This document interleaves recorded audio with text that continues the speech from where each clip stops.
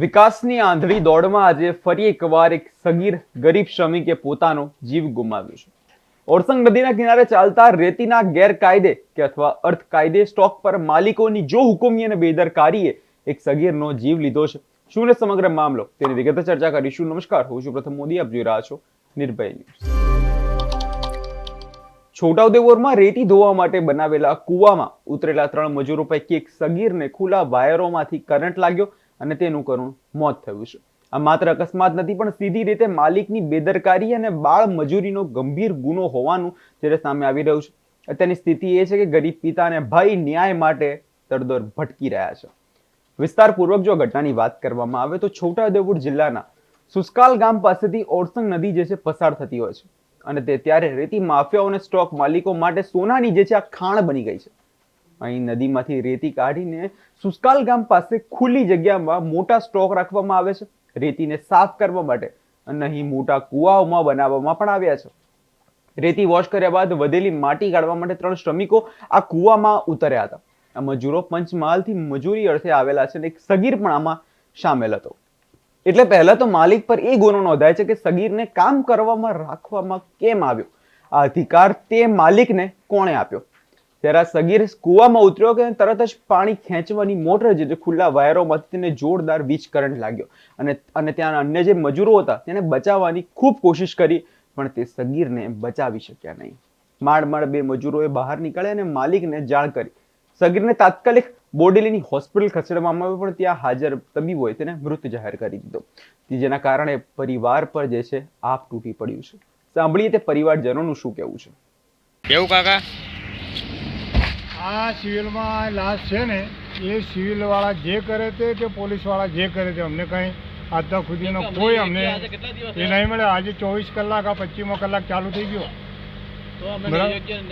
તો એને યોગ્ય ન્યાય તો અમને મળતો નથી. પછી અમે ક્યાં સુધી બી રહીએ? એટલે તમે ક્યાં જાઓ છો હમણાં? અમે અમારા ઘરે જઈએ. કયું ગામ? ભૂસર. કેટલા કિલોમીટર છે? 100 કિલોમીટર છે. અમારી પાસે પૈસા નહીં, ભાડું નહીં, પછી લાશા નથી લઈ જઈએ. ક્યાંય દાખલ કરીએ અમને ખબર નથી. ઓ હું નામ? બાબો લક્ષ્મણ ભૈસાનાભાઈ.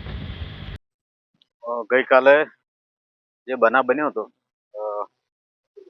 રેતીને જે કોરી ચાલે છે એમાં એક ભાઈનું ડેથ થઈ ગયેલું. એ લગભગ ઘણો બધો સમય થઈ ગયો છતાં એનું કોઈ પરિણામ મળેલ નથી. અત્યારે એ ડેથનું પીએમબી થઈ ગયેલું છે અને અત્યારે અમે એ રાહ જોઈએ છીએ કે જે મરનાર વ્યક્તિને યોગ્ય ન્યાય મળે, કે એને એના પ્રમાણે એને વળતર મળે, એની રાહ જોઈ રહ્યા છીએ. તે જોઈએ છે અત્યારે સાંજ સુધીમાં શું પરિણામ આવશે, બરોબર. અને અત્યારે અમે ડેડ બોડીને લઈ જવાના નથી. પીએમ તો થઈને પડી જ છે, પણ યોગ્ય વળતર નહીં મળે ત્યાં સુધી અમે જવાના નથી. મારું નામ છે પલાદ દિલીપભાઈ મોદી. મારું ગામ છે ગુસ્સર, તાલુકો ગોધરા, જીવન ચૌહાણ. હું સુસ્કાલ ગામે મીરા એન્ટરપ્રાઇઝ પ્લાન્ટની અંદર કામ કરતો હતો. હું કૂવાની અંદર બહાર રગડો નીકળતા હતા 3 ભાઈ. અમે 2 કલાક પહેલાં અંદર કામ કર્યું. અમે અચાનક શોર્ટ લાગ્યો. એમાં 3 ભાઈને શોર્ટ લાગ્યો. એની અંદર અમે 2 ભાઈ ટંગાઈ ગયા. પેલો અચાનક પાણીની અંદર પડ્યો એનો તાત્કાલિક ફટ અંદરથી જીવ નીકળી ગયો.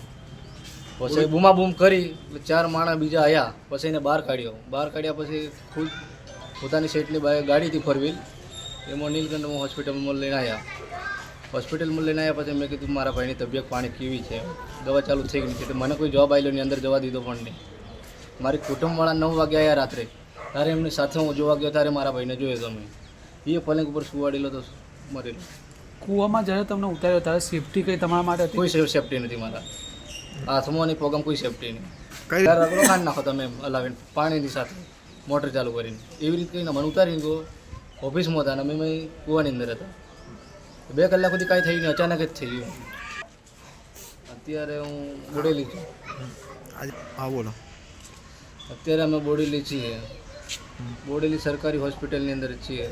મારો ભાઈ ક્યાં છે, કઈ જગ્યાએ, એ પણ અમને બતાવ્યો નથી. શું નામ? ગોવિંદભાઈ. અમને કહ્યું પણ નથી કે આની જગ્યાએ છે એમ. સાહેબને પણ પૂછ્યું. સાહેબે જવાબ અમને એવો કર્યો કે ડૉક્ટરને પૂછી લો. ડૉક્ટર પણ જવાબ આપતા નથી કે પોલીસવાળા ચાવી લઈને જતા રહેલા છે. તમારો આનો ન્યાય હા બોલો બોલો બોલો. નિર્ણય અમારે જોઈએ. ઓકે. તમારું શું નામ? પ્લસ દિલીપભાઈ મોદી. ઘટનાની જાણ થતાં જ મૃતકના પિતા અને ભાઈ પંચમહાલના ગુસર નવી વસાહત દોડી આવ્યા. નવાઈની વાત તો એ છે કે જેની બેદરકારીથી આ જીવ ગયો છે તે સ્ટોક માલિક હજુ પણ પરિવારને સાંત્વના આપવા માટે કે મળવા માટે પણ પહોંચ્યો નથી. 24 કલાક વીતી ગયો હોવા છતાં પણ અહીં સવાલ એ ઉઠે છે કે સ્ટોક માલિક આટલી ગંભીર બેદરકારી કેમ રાખવામાં આવી? અને પહેલા તો 18 વર્ષથી ઓછી ઉંમરના સગીર પાસે આ જોખમી કામ કરાવવામાં આવતું હતું. શું શ્રમ વિભાગ અને ખાણ ખનિજ વિભાગની આંખ નીચે આ બધું જ ચાલી રહ્યું છે? હજી તો આવા કેટલા સગીરો જોડે કામ કરવામાં આવતું હશે?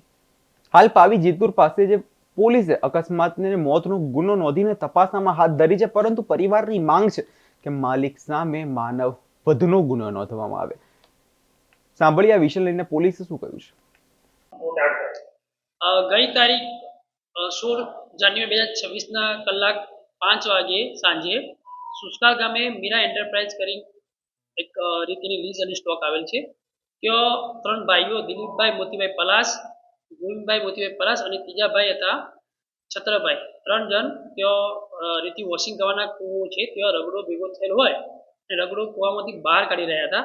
તે દરમિયાન ત્યાં અચાનક કરંટ પાણીમાં કરંટ આવી ગયો, જેમાં ગોવિંદભાઈ મોતીભાઈ પલાસનું મૃત્યુ થયું છે અને બીજા બંને દિલીપભાઈ મોતીભાઈ પલાસ અને છત્રભાઈ કરંટની અસર થતો એ જે 5-6 ફૂટ કૂવો છે એમાંથી બહાર નીકળી ગયેલ. અને પછી ગોવિંદભાઈ મોતીભાઈ પલાસનું તાત્કાલિક હોસ્પિટલ નીલકંઠ હોસ્પિટલમાં લઈ જતો ત્યાં મૃત્યુ જાહેર કરવામાં આવ્યા હતા, જેની અકસ્માત ડેથ મૃત્યુ પાવી જેતપુર પોલીસ સ્ટેશનમાં દાખલ કરેલ છે.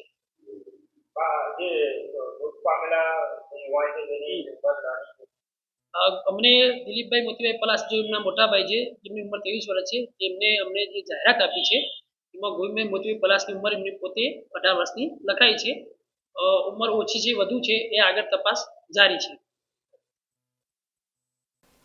આ ઘટનાએ ફરી એકવાર સાબિત કર્યું છે કે ગરીબ મજૂરોના જીવની કિંમત ઉદ્યોગપતિઓ અને માલિકો માટે કંઈ જ નથી. એક તરફ બાળ મજૂરી રોકવાના દાવા થતા હોય છે અને બીજી તરફ સગીરો આવા જોખમી સ્થળોએ જીવ ગુમાવે છે.